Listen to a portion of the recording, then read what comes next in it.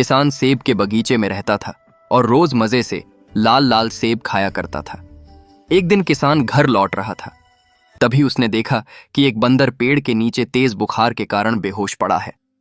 किसान डर गया और तुरंत बंदर को गोद में उठाकर अपने घर ले आया। उसने दवा पिलाई और उसकी देखभाल की। कुछ देर बाद बंदर बिल्कुल ठीक हो गया। दोनों साथ बैठकर मजे से मीठे मीठे सेब खाने लगे। लेकिन तभी अचानक किसान रोने लगा। बंदर हैरान होकर बोला, अरे क्या हुआ? किसान ने रोते रोते कहा, तूने लाइक और सब्सक्राइब नहीं किया। हाँ। और किसान सेब के बगीचे में रहता था और रोज मजे से लाल लाल सेब खाया करता था। एक दिन किसान घर लौट रहा था, तभी उसने देखा कि एक बंदर पेड़ के नीचे तेज बुखार के कारण बेहोश पड़ा है। किसान डर गया और तुरंत बंदर को गोद में उठाकर अपने घर ले आया। उसने दवा पिलाई और उसकी देखभाल की। कुछ देर बाद बंदर बिल्कुल ठीक हो गया। दोनों साथ बैठकर मजे से मीठे मीठे सेब खाने लगे।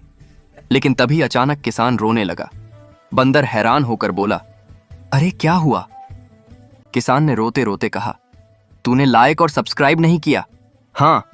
और एक किसान रोज अपने खेत में धान काटने जाता था। खेत के बीच में एक बड़ा बरगद का पेड़ था। किसान को हमेशा लगता था कि पेड़ के पास कोई बैठा उसका काम देख रहा है। एक दिन उसने ध्यान से देखा तो वहां एक चूहा रहता था। किसान जब खेत में काम करता तो चूहा खेत से धान के दाने उठाकर ले जाता। किसान को गुस्सा आया कि मेरी फसल चुराई जा रही है। एक दिन उसने देखा कि चूहा अपने बिल में जाकर धान के दाने जमा कर रहा है। किसान को समझ आया कि चूहा जल्द ही पिता बनने वाला है और अपने होने वाले बच्चों के लिए दाने इकट्ठा कर रहा है। यह देखकर किसान का गुस्सा शांत हो गया।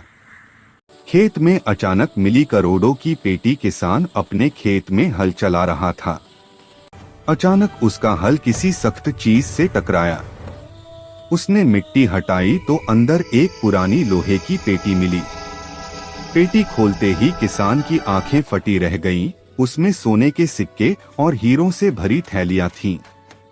किसान खुशी से अपने घुटनों पर बैठ गया और बोला, आज मेरी किस्मत जाग गई। अगले ही पल पूरा गांव उसकी खुशियों में शामिल हो गया।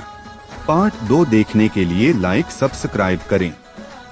एक गांव में एक किसान अपने ट्रैक्टर से खेत में काम कर रहा था। अचानक ट्रैक्टर का पहिया फिसल गया और एक दुर्घटना हो गई। किसान को हल्की चोटें आईं, लेकिन गांव वालों की मदद से वो जल्द ही ठीक हो गया। इस घटना ने सबको सावधानी बरतने की सीख दी।